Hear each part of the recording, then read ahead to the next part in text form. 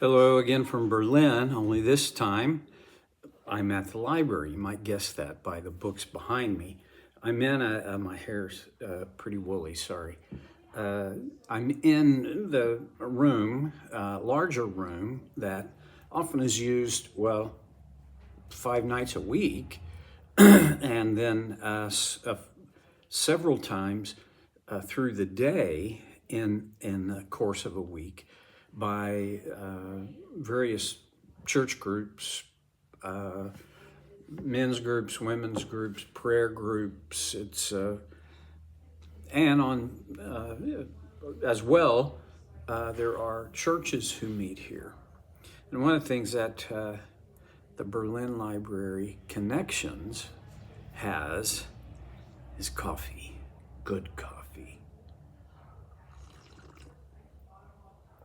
And that's a blessing. I've told you before, I think, but I'll say it again. Our daughter, Katie, was the founding director of Connections in 2007. She was here 2007 to 2009. She directed, she found the location, she founded the library and directed it for 3 years. I'm just incredibly honored to be her daddy. When we finish here in Prague, we'll be taking the train up to just outside of Ramstein Air Force Base, where Katie and her family now live. Her husband is a master sergeant in the Air Force, and the last 3 of his 26 years career will be there at Ramstein, God willing, and if all goes according to plan. So, okay, Matthew 25, another parable of which, let's go through it. Verse 14, again, it will be like a man going on a journey. Again, it will be, the unexpected return of Jesus. Again, it will be like a man going on a journey who called his servants and entrusted his wealth to them. To one he gave 5 bags of gold, to another 2 bags, and to another 1 bag, each according to his ability. Then he went on his journey. The man who had received 5 bags of gold went at once and put his money to work and gained 5 more bags. So also the one with 2 bags of gold gained 2 more. But the man who had received 1 bag went off, dug a hole in the ground, and hid his master's money. After a long time, the master of these servants returned and settled accounts with them. The man who had received 5 bags of gold brought the other 5. Master, he said, you entrusted me with 5 bags of gold. See, I have gained 5 more. His master replied, well done, good and faithful servant. You have been faithful in a few things. I will put you in charge of many things. Come and share your master's happiness. The man with 2 bags of gold also came. Master, he said, you entrusted me with 2 bags of gold. See, I have gained 2 more. His master replied, well done, good and faithful servant. You've been faithful with a few things. I will put you in charge of many things.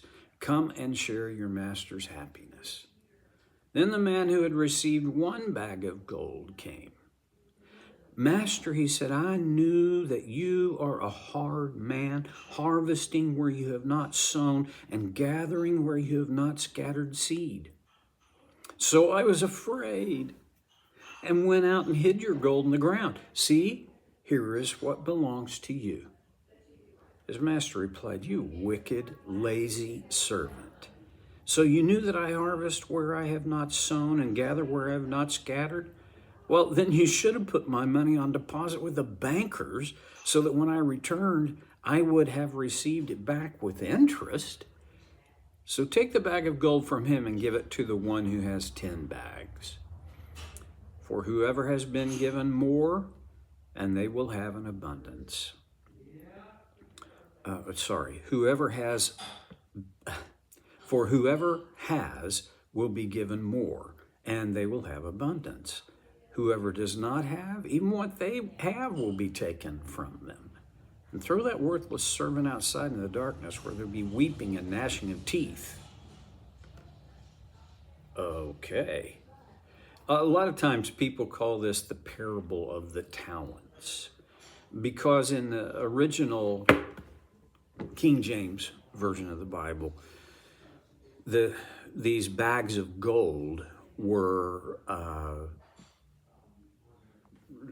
the measure was a talent, which is about, this is kind of sets it up for the values we're talking about. A talent, one talent is worth about 20 years of a day laborer's wages. So we're not talking about, $200, $300. We're talking large money here. And there are several things as we walk through it, but the big overview, 3 servants, and one of the things that I think is, to me, is very interesting, that the master gave 5 bags to one, 2 bags to another, and 1 bag to yet another. And Matthew records each according to his ability. I mean, I'm looking at that and thinking, well, this guy, this very rich guy, he essentially knew what these guys, these servant guys were like, and what their abilities were, what their tendencies and nature was. And on the basis of that, he divided his wealth, and I'm not even sure this was all of his wealth, but at least a significant amount of his wealth among these 3 guys. I have often felt that I am kind of like this 1 talent guy. I don't see myself as the 5 talent guy. When I think about my own abilities, in a generous sense, I'm like the 2 talent guy. But there are days when I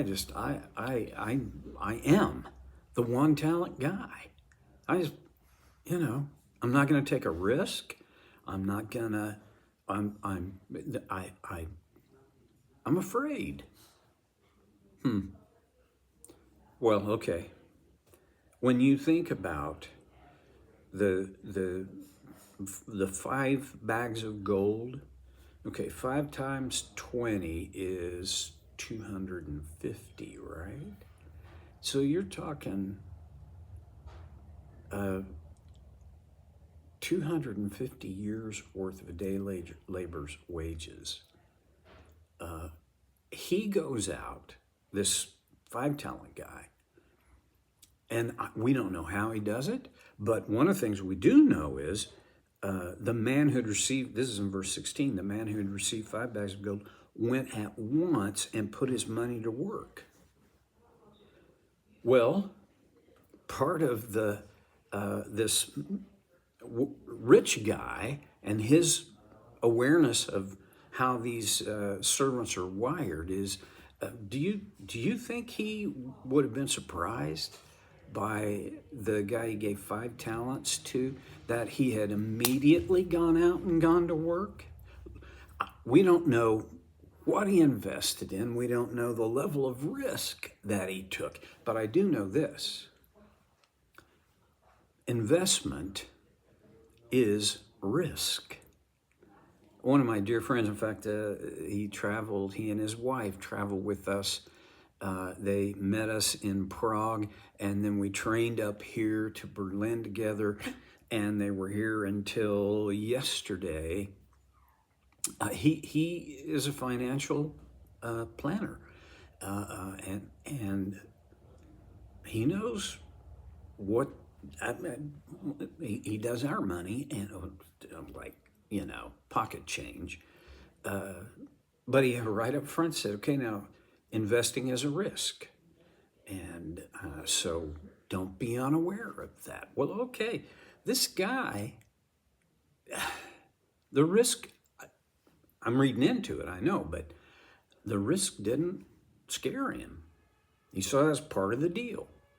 And I have to believe, well, I don't have to, but I do believe that he understood the risk and he weighed the costs and benefits. But I don't think this is what happens to me. I weigh the costs and benefits, but I get locked up with the costs. And that sometimes shuts me out of thinking about the benefits. Now, I'm not even talking about money now. I'm just talking about my life. I'm talking about your life. After all, this is a parable. This is a story to make a point. So what was the point? Well, okay, 5-talent guy, 5 bags of gold guy. When the master comes home, he's doubled what the master has entrusted him with, up to 10. That's 500 years of a day laborer's wages. That's huge money. I didn't take the time to, do the math on what would that look like in American dollars right now, but I can just say a lot. I mean, it's a fortune. That alone is a fortune. The 2-talent guy, he goes out and he doubles his.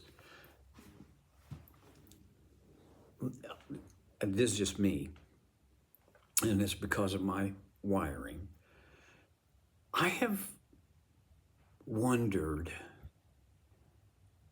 what if either the 5-talent guy or the 2-talent guy had gone out, invested that money, and instead of doubling it, had somehow lost a portion of it? I don't know. I have a feeling that had that happened, this fictitious owner and wealthy guy would probably have said, hey, that, investing is a risk. You did the best you could. Sometimes I look at my life over the 50-some years of ministry that I've been in, and I think I've certainly not doubled what God had entrusted me with. But see, the math is not the issue here. What is the issue? The faithfulness of these 3 servants. The guy with 1 talent, I didn't lose anything. That's not the point. Put to use what the master has given you. Now, reflecting on our lives. So is the point the math of how much more I have done with what I've been given? I don't think so. I think it's about I didn't sit on what you gave me. I put it to use. What talents, and I'm not talking about financial talents, I'm talking about, but however, your talent may be in finances, like my friend Don. Okay, but your talent may be in caring for people. It might be in a creative enterprise. It might be, well, look at the spiritual gifts. The list is pretty long if you look all the way through the entire Bible. Those gifts are given to us for one purpose, so that the body of Christ, his church, his family will be enriched. What are you doing? And I don't want to come across like you're not doing enough. No, I'm just saying every day offers opportunity to invest the gifts that God has given you in whatever way those gifts should be invested. Last thing, trust Him. When I make the investment, God gives the increase. The Apostle Paul said it. He said, they planted, they watered, they harvested the increase.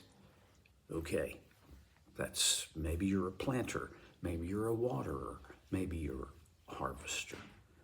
But the point is, use that gift for the glory of God. Okay, that's enough. I'll see you next time on Soul Care with Stevie Boy.